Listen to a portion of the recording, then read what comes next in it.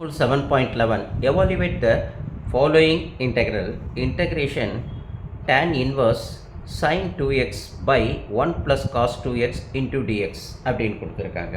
அப்போது நம்ம integration as it is அப்படி எடுத்து எழுதுகிறோம்.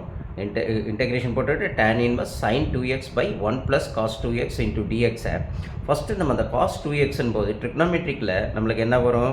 இதோட formula sin 2xக்கு 2 sin x cos x அப்படின்னு நம்ம மாற்றலாம் இல்லைங்களா? அதனால் அந்த sin 2xக்கு பதில் இங்கே இந்த 2 sin x cos x நம்ம இங்கே எடுத்து எழுதிக்கிறோம். புரியுது இல்லைங்களா? அதேமாரி 1 ப்ளஸ் காஸ் 2x இந்த காஸ் 2x நம்மளுக்கு எப்படி வருது? 2 cos square x minus 1 அப்படின்னு வருது. அப்போது அந்த இடத்துல இந்த 2 cos 2x பதில் இந்த காஸ் 2x இருக்கு இல்லைங்களா, அதுக்கு பதில் 2 cos square x minus 1 அப்படின்னு நம்ம போட்டுட்டோம்னா இங்கே ஆல்ரெடி நம்மளுக்கு 1 இருக்கும் இல்லைங்களா? இந்த ஒன்று ப்ளஸ் 1 மைனஸ் 1 கேன்சல் ஆகிடுது. அப்போ நம்மளுக்கு என்னது? Integration of tan inverse 2 sin x cos x. அப்போ அந்த 2 cos square x மட்டும் இருக்கும்.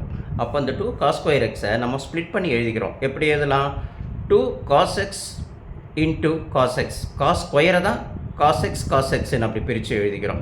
அப்போ நம்ம எழுதின உடனே என்ன ஆகிடும்? நம்மளுக்கு மல்டிப்ளிகேஷன் இருக்கிறதுனால மேலே இருக்கிற cos xம் கீழே இருக்கிற cos xம் கேன்சல் ஆகிடும். கேன்சல் ஆகிடுச்சுன்னா என்ன ஆகிடும்? இன்டெகிரேஷன் போட்டுட்டு tan inverse 2 sin x 2 cos x into dx அப்படின்னு நம்ம போட்டுக்கிறோம். அப்போ இந்த 2 கேன்சல் ஆகிடும் இல்லைங்களா?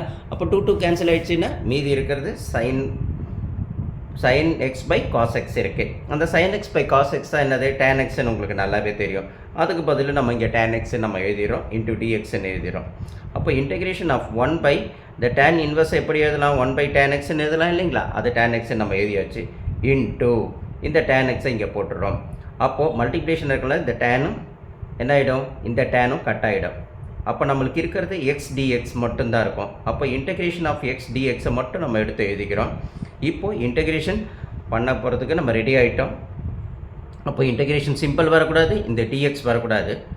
அப்போ நம்ம ஃபார்முலாவில் பார்க்குறோம் integration of x to the power of n into dx equal to x to the power of n plus 1 bringing to the power s n plus 1 plus c அப்படின்ற ஃபார்முலா உங்களுக்கு நல்லாவே தெரியும். N x equal to not equal to -1 அப்படின்றது உங்களுக்கு நல்லாவே தெரியும் இல்லைங்களா? அப்போது நம்ம இங்கே 1 இதுக்கு எக்ஸோட பவர் 1 தான் இருக்குது இல்லைங்களா? அப்போ 1 அசியூம் பண்ணிவிட்டு 1 ப்ளஸ் 1 அப்போ n வந்து இங்கே 1 இருக்கிற மாரி 1 plus 1 bringing to the power as a denominator 1 plus 1 plus C அப்படின்னு போட்டுக்கிறோம். இப்போ இங்கே இன்டெகிரேஷன் சிம்பிள் வரல, இந்த டிஎக்ஸ் வரல. அதுக்கு பதில் நம்ம என்ன செய்கிறோம்? ப்ளஸ் சி இன்டெகிரேஷன் பண்ணி முடிச்சாலும் ப்ளஸ் சின்னு போட்டுக்கிறோம். அப்போ எக்ஸ் ஸ்கொயர் பை 2 அப்படின்னு ஃபைனலாக வந்துடுது. அப்போ I equal to x square by 2 plus c. இதுதான் ஃபைனல் ஃபார்முலா நம்மளுக்கு. புரியுது இல்லைங்களா?